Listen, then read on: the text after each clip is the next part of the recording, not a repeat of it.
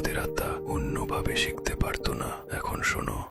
ভাবো, তুমি একটা বাসে জানলার পাশে বসে আছো। তোমার পাশে খালি সিটে এসে বসলো এক অচেনা মানুষ। কথা শুরু হলো হাসি, গল্প, কানেকশন। আর তুমি ভাবলে হয়তো এটাই সেই মানুষ। কিন্তু হঠাৎ বাস থামে, সে নেমে যায়। তুমি চাইলেও তার গন্তব্যে নামতে পারো না, সে চাইলেও তোমার সঙ্গে যাত্রা চালিয়ে যেতে পারে না। এটাই জীবনের নির্মম সত্যি। যত তাড়াতাড়ি তুমি এটা মেনে নেবে, তত তাড়াতাড়ি তুমি মুক্তি পাবে। কখনো কখনো নিজের জন্য সবচেয়ে সুন্দর কাজটা হলো ডিট্যাচ ইয়োরসেলফ এবং নিজেকে সুস্থ হবার জন্য কিছু জায়গা দেওয়া। একটা কথা মনে রেখো, 5 বছর পর এই একই পরিস্থিতি যখন মনে পড়বে, তুমি হাসবে। হয়তো কাঁদবে না, শুধু হাসবে। কারণ তুমি চাও বা না চাও, একদিন মুভ অন হবেই। তাই যদি এমন কাউকে চেনো যে আজ এই কষ্টের ভেতর দিয়ে যাচ্ছে, তাকে শেয়ার করো। আর যদি তুমিই সেই মানুষ হও, এই ভিডিওটা সেভ করে রাখো। এখন হয়তো বুঝবে না, কিন্তু যেদিন বুঝবে সেদিন তুমি আমাকে ধন্যবাদ বলবে। পরের ভিডিওতে দেখা হবে।